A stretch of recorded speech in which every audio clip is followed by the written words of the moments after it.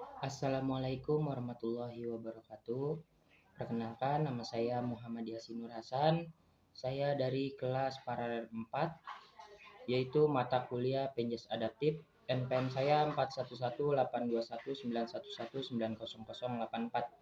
Di sini saya akan menjelaskan pengertian, penyebabnya, cara mengajar, dan cabang olahraga dalam tunanetra, tunarungu, tunawicara, tunagrahita, tunadaksa, dan tunalaras. Langsung saja, ini dia penjelasannya. Yang pertama yaitu tunanetra.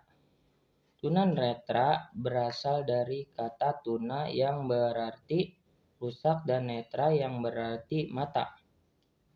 Jadi, tunanetra yaitu individu yang mengalami kerusakan atau hambatan pada organ mata. Selain itu, tunanetra juga diartikan sebagai seseorang yang sudah tidak mampu memfungsikan indera penglihatannya. Tunanetra dibagi menjadi dua, yaitu kurang penglihatan, suatu kondisi penglihatan yang apabila melihat sesuatu maka harus dikaitkan atau mata harus dijauhkan dari objek yang dilihat atau memiliki pemandangan kabur ketika melihat objek. Penderitaan tunanetra jenis low vision perlu menggunakan kacamata atau kotak lensa. Yang kedua yaitu buta total, adalah kondisi penglihatan yang tidak dapat melihat dua jari di mukanya atau hanya melihat sinar atau cahaya. Penyebabnya yaitu adanya faktor endogen atau faktor genetik. Adalah faktor yang sangat erat hubungannya dengan masalah keturunan dan pertumbuhan seorang anak dalam kandungannya. Yang kedua yaitu faktor eksogen atau faktor luar yang menjadi seseorang mengalami campak pada tingkah akut yang ditandai dengan kondisi panas yang meninggi akibat penyerangan virus yang lama-kelamaan akan mengganggu saraf penglihatan. Cabang olahraga bagi tunanetra yaitu sepak bola yang mengandalkan suara, golbal yang dimainkan dua tim atau per orang, cara bermain yang saling bertahap. Tunarungu. Pengertian tunarungu. Anak tunarungu adalah anak yang kehilangan suatu atau sebagian daya pendengarannya sehingga mengalami kegangguan berkomunikasi secara verbal. Secara fisik, anak tunarungu tidak berbeda dengan anak dengan pada umumnya. Sebab orang yang mengetahui bahwa anak menyandang ketunarunguan pada saat berbicara, mereka berbicara tanpa suara atau dengan suara yang kurang atau tidak jelas artikulasinya. Faktor penyebab anak tunarungu adalah faktor sebelum anak dilahirkan, prenatal, faktor keturunan cacar air, campak, terjadi tokaemia, penggunaan pikina atau obat-obatan jumlah besar, kekurangan oksigen, dan kelainan organ pendengar sejak lahir. Yang kedua yaitu faktor-faktor saat anak dilahirkan atau natal. Anak lahir prematur, anak lahir menggunakan forceps, anak lahir proses kelahiran yang terlalu lama, faktor-faktor sebuah anak dilahirkan, infeksi meningitis. Ada juga tunarungu perseptif yang bersifat keturunan. Otitis media yang kronis, terjadi infeksi pada alat-alat pernapasan. Cara mengajar tunarungu yaitu memberi perhatian, tumbuhkan pemahaman diri, melatih kemampuan komunikasi, dan cabur dari tunarungu ini yaitu sepak bola dan basket.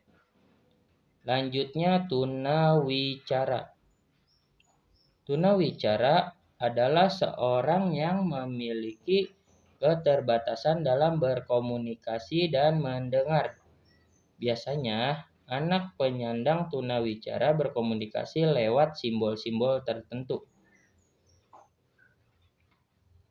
Penyebab tunawicara pada anak dapat digolongkan dalam 4 faktor, yaitu faktor sentral, faktor periferal, faktor lingkungan, dan emosional, campuran, aktivitas intervensi berbahasa, terapi artikulasi, terapi oral motor. Cara mengajarnya yaitu strategi deduktif, yaitu sebuah pembelajaran dengan metode ceramah atau tanya jawab dan simulasi. Selanjutnya strategi induktif, yaitu sebuah pembelajaran yang bersifat langsung, sangat efektif untuk mengembangkan keterampilan berpikir tinggi dan keterampilan berpikir kritis. Contoh cabur dalam tunawicara ini yaitu sepak bola, atletik, lari, dan lain-lain. Selanjutnya tunagrahita. Tunagrahita adalah keadaan keterbelakangan mental. Keadaan ini dikenal juga retardasi mental, mental retardation. Anak tunagrahita memiliki IQ di bawah rata-rata anak normal pada umumnya, sehingga menyebabkan fungsi kecerdasan dan intelektual mereka terganggu, yang menyebabkan permasalahan-permasalahan lainnya yang muncul pada masa perkembangannya. Penyebabnya yaitu kondisi genetik, komplikasi kehamilan, masalah kelahiran, penyakit, atau cedera serius. Cara mengajar tunagrahita yaitu harus sabar, karena anak tunagrahita memiliki IQ di bawah rata-rata. Cabur yang ada pada tunagrahita yaitu cabur bersepeda dan jogging. Tunadaksa. Pengertian tunadaksa adalah suatu keadaan yang terganggu atau rusak sebagai akibat dari gangguan bentuk atau hambatan pada otot, sendi, dan tulang dalam fungsinya yang normal, seperti orang yang tidak mempunyai tangan ataupun kaki. Disebabkan oleh kecelakaan, penyakit, atau juga disebabkan karena pembawaan sejak lahir. Sebagai pengajar, mengajar tunadaksa seperti mengajar orang normal, tetapi tetap harus ada batasannya. Cabur yang ada di tunadaksa yaitu renang, atletik, dan lain-lain. Yang selanjutnya yaitu tunalaras. Tunalaras adalah individu yang mengalami hambatan dan mengendalikan emosi dan kontrol sosial. Individu tunalaras membiasakan menunjukkan perilaku menyimpang yang tidak sesuai dengan norma dan aturan yang berlaku di sekitar penyebab. Tunalaras yaitu faktor biologis, patologis,